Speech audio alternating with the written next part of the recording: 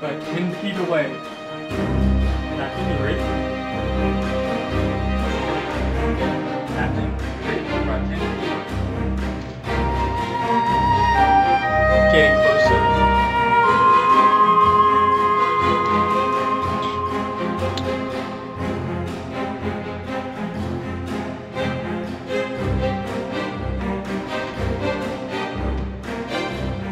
We've got them, Scotty. Bunch to beam up.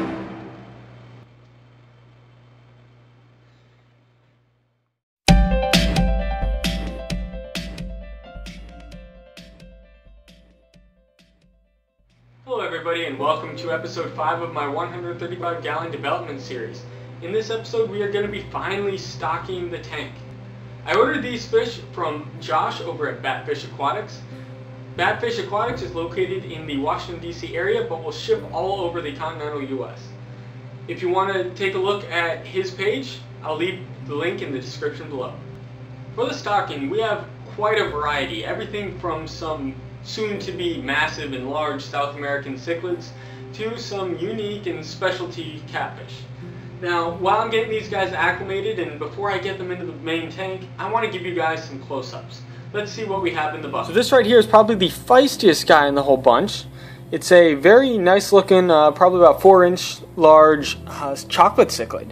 I wasn't expecting to get someone quite this large, but thank you Batfish very much for giving me such a nice specimen. I love the coloration on these guys, and they'll develop some nice deep browns, a little bit of greens, some reds, especially as they mature. So I'm looking forward to watching this guy grow up. I'm going to get him back into the bucket with his buddy and get him ready and acclimated for the main system. This is one of the 2 twig catfish that came in. When I saw these guys, I just knew I had to get them. They're just such an interesting looking catfish. And I know this one came from Josh's personal stock because it is about probably 2/3 the size of the other guy. These guys are very unique looking and I'm excited to see them in the main tank. Here's a look at one of the ancestors that Josh included in my order. This guy is called a lemon drop ancestress and they've got a gorgeous yellow coloration. I would be very happy to get a group of these guys breeding in the 135. What I have set up here is a drip acclimation system. It's just a simple airline tubing, something that you would hook up to an air pump. I have it hung over the side of the aquarium, run with a siphon. Down at the bottom of the tube, I have just the simple turn nozzle that you would control the airflow with. I've got it gone down to just a steady drip.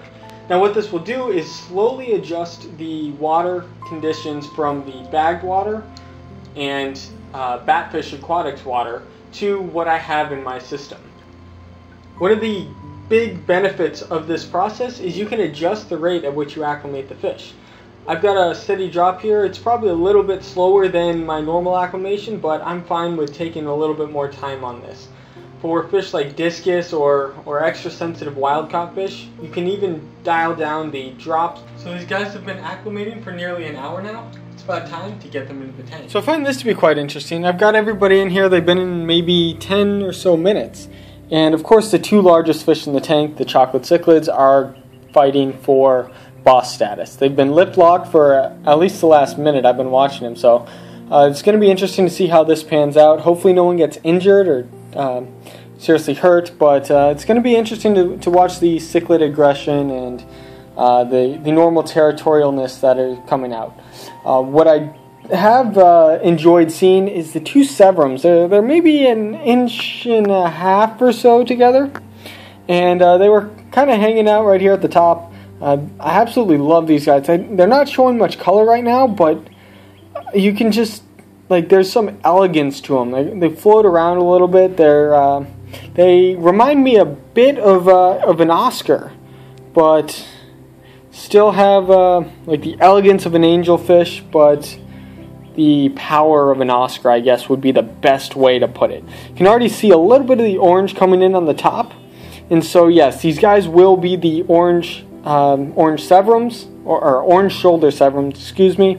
The rokeels, absolutely think those guys are gorgeous, so I can't wait for these guys to grow up and color up. Come on, you guys. Isn't there a diplomatic way we can work this out? this will definitely be fun to watch, and well, we'll see how it pans out in the next few minutes. When I put in the Ancestris, they just took off and started scrubbing away. Let me tell you, these guys are just so much fun to watch. They've got a ton of personality, and they're absolutely gorgeous. Their colors are amazing. Let's see if I can get a close-up of one of the lemon Ancestris. These guys are very interesting. You don't really see a whole lot of yellows. I mean, there's of course yellow labs, but it's not quite a very common color in the aquarium hobby, at least in freshwater. So it's nice to actually be able to introduce that into my aquarium at home. Now, before we conclude this episode, I want to just give an overall picture of the tank. Sadly, the subdominant chocolate cichlid passed away. I'm not sure if it was because of the aggression that we were seeing or something else, but I came back from hiking and I found him floating, so that's a little bit disappointing, but the one that I do have is looking gorgeous, and I can always figure out a plan for something else in the future. Severums are looking great, and the Geophagus have been showing some fantastic color. Hopefully they'll pop out again, and you'll see kind of the almost the red, white, and blue stripes on them. It's kind of patriotic. We also have the whiptail catfish hanging out in the log there, and the other one's somewhere around here. A little bit ago. But overall, I'm really loving the way this tank's coming together. There he is, hiding underneath the heater. So in the future, I have a couple projects in mind. One thing that I would really like to have done is make a sump. That way I can get the heaters and just all the miscellaneous equipment out of the tank, and it'd give an overall cleaner appearance, as well as a lot more filtration capacity. So it'd also be a fun project. So that's something that I'm going to be planning out in the future. I'm not sure when I'm going to be able to get to do that, but that's something that's in the works. So if you have any suggestions for that, please let me know, and I'd love to hear your input on that. Just overall, take a look at the picture. I love the way this is coming together. I still have that one piece of driftwood that I haven't submerged yet. I'm waiting for my roommate to come back, because if I knock over any of the driftwood, it's going to be difficult for me to put them all down by myself.